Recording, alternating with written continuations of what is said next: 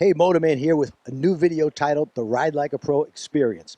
Now, this is not a series that you have to buy to get all the information from my other Ride Like a Pro videos. This video will contain all the information from my other videos plus much more. As always, I'll be explaining the 3 techniques you need to master and apply. The techniques are the proper use of your head and eyes, the proper use of the friction zone, and the proper use of the rear brake to help you maneuver at low speeds. These techniques will work on every 2-wheeled vehicle. Right up front, let me say that link brakes have no effect on your ability to use the rear brake only during low-speed turns. Neither do ABS brakes. I must stress that you need to follow along in the order I show these exercises, since each exercise builds towards the next one. It's time for the first exercise. We call this the slow cone weave. Notice that the bike has to weave through the cones. As I said, probably start at 15 or 16 feet apart, whatever you need. This is just practice, so it doesn't really matter, but you want to get it a little bit of a challenge. What we have here is a series of cones in a straight line, and I've spaced them at 15 feet apart. The better you get, the closer you can make the cones. The point of this exercise is to get you to feel that bike swinging and swaying, and to make you realize that nothing horrible is going to befall you if you simply turn your handlebars back and forth. You want to look at least 3 cones ahead, and your speed should be about 8 to 10 miles per hour. The biggest mistake I see with people doing this is looking at the cone right in front of them. That's no good. You might miss this cone, but you're going to hit the next one. The second biggest mistake is going too slow and trying to do this at a slow walking pace. Swinging and swaying, looking way ahead. 8 to 10 miles an hour. Keeping power to the rear wheel while in the friction zone. Turn my head and eyes and go back.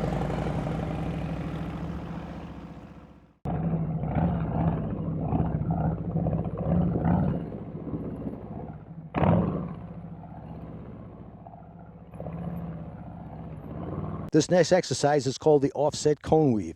It's a series of left turns and right turns. And notice these S-shaped turns or teardrop-shaped turns that the motorcycle must make. The point of this exercise is to feel the bike transitioning quickly from complete left lean to complete right lean. So I pull into the gate, focus on the green, I turn my head and eyes and look over my left shoulder. I want to bring it back to the left before I go to the right. Now I look over my right shoulder. Now I look over my left shoulder. The head turn comes just before I enter the gate.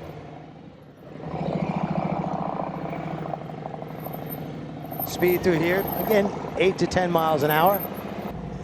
The other mistake I see in this is zigzagging.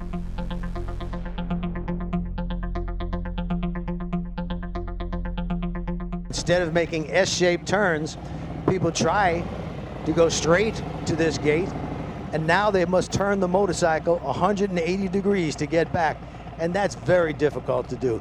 If you just allow the motorcycle to lean and you turn your head and eyes, you'll go through it quite easily.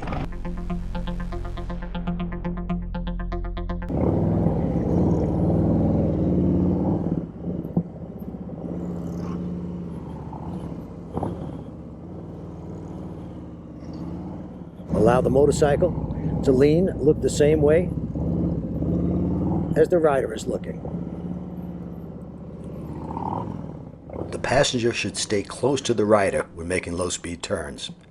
Don't lean on the backrest at this time. The closer the passenger is to the rider when the bike is leaning and turning, the better. All right, now that you've done some big circles in the offset cone weave, we're going to now do it in a confined area. So I'm going to measure off a 24-foot circle. There'll be cones all the way around. The trick to it is, notice this little dip. That's the dip we learned in the first exercise. You want to dip the bike in towards the cones, and you want to look only at the green cones. I have 2 green cones. I have one here and one there. As soon as you get close to this one, it's already time to look at the opposite side. There's one turn of the head. That's it. Your head shouldn't be bouncing back and forth. It's one head turn. Look for the place you want to put that front tire.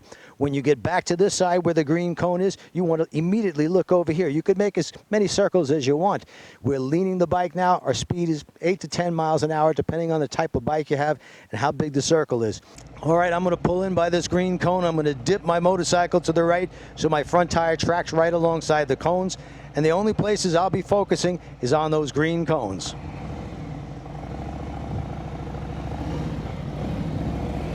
looking for that green cone. Now I see it. I look for the next one.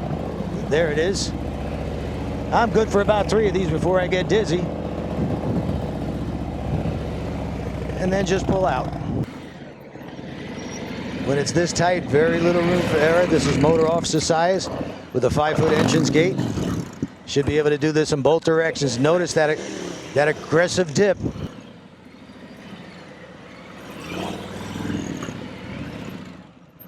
All right, now it's time, since you completed the 24-foot U-turn, to run the entire intersection, and it's just a series of U-turns, and you get to build up a little rhythm. And remember, there's no straight part to this. You want to, right about here, dip the motorcycle out and turn your head and find that green cone. You do not want to wait till you pass this corner cone. If you wait until you pass it, what will happen, if you turn your head here, this turn is going to be so wide, you'll wind up going over the imaginary double yellow line. You'll have an imaginary head-on collision. So don't do that. Dip the bike out way back here. This is the point where you dip it out and turn your head to the right and look for that green cone. And you repeat that process. As soon as that U-turn is completed, you're already looking in the next leg before you ever get there.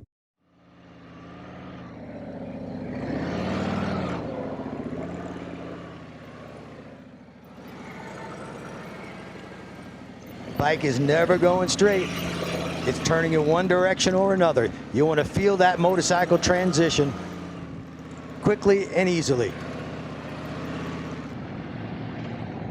Just so you get an idea of how much room is actually in this intersection, we'll have all the motorcycles run through it at one time.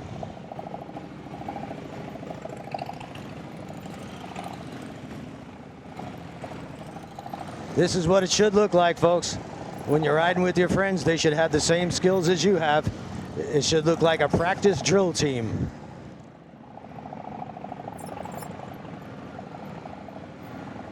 And of course, to look like a practice drill team, you gotta practice. You'll find riding so much more fun when you actually know what the hell you're doing. Should be just as good turning to the right as you are to the left. If you're not, that simply means you need to practice more to the right than to the left. Here in America, since we ride on the right side, most of your U-turns will be to the left, but you should practice in both directions. All right, now we come to the Snowman. A lot of people find this difficult because you have so many cones. It is not really a confined area, but because we have that many cones, it looks confined. This first circle is gigantic, it's 30 feet. You're gonna do 30 feet to the left. You're gonna pull into the next one, it's 26 feet to the right, and then the very last one is 24 feet to the left.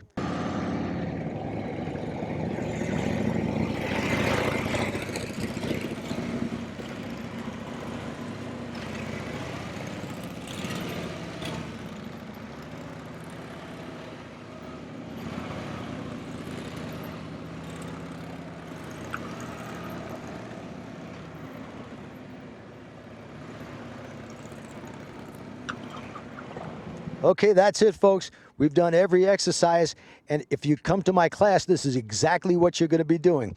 And I know when people come to my class that have my video and practice prior to getting there, they are head and shoulders above anybody else. When you practice, please do so in the order I showed.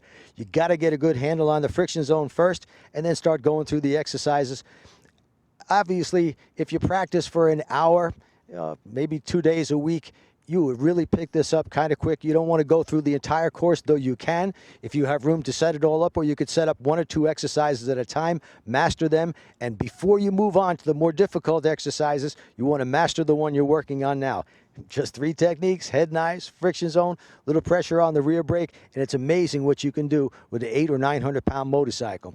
And we're going to show you on here several different motorcycles going through the course. As I said, if the motorcycle has 2 wheels, the techniques work. The only difference being, if you've got an automatic transmission motorcycle like the DCT, you don't have to worry about the clutch. It's just a matter of putting a little pressure on the rear brake and getting the right amount of throttle, and of course, turning your head and eyes. Till next time.